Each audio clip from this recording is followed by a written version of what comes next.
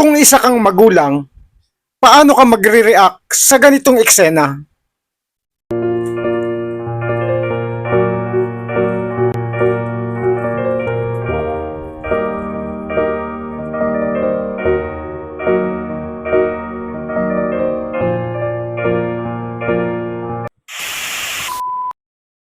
Mga ganap at drama sa social media, silipin at pag-usapan natin.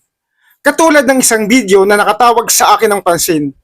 Tungkol ito sa isang inang OFW na kailangan ng umalis ng bansa, subalit mahigpit na pinipigilan ng kanyang anak.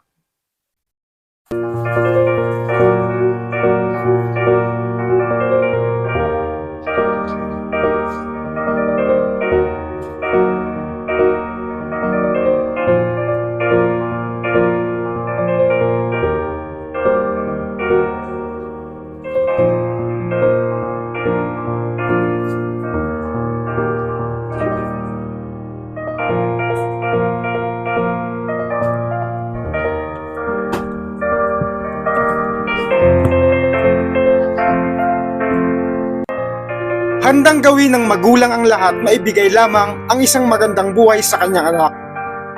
Kaya naman lahat ng pagsasakripisyo ay gagawin, mapalayo man o magtungo man sa ibang bansa upang doon humanap ng ikabubuhay.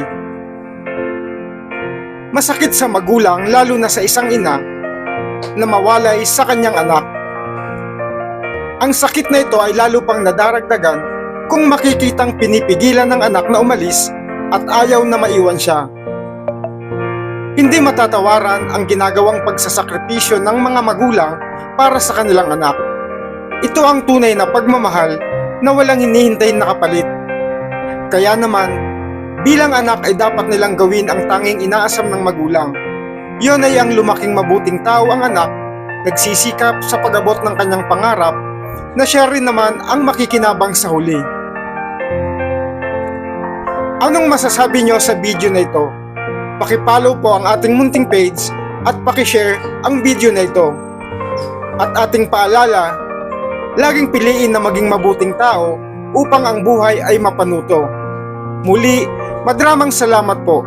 Ang inyong suporta ang aking inspirasyon.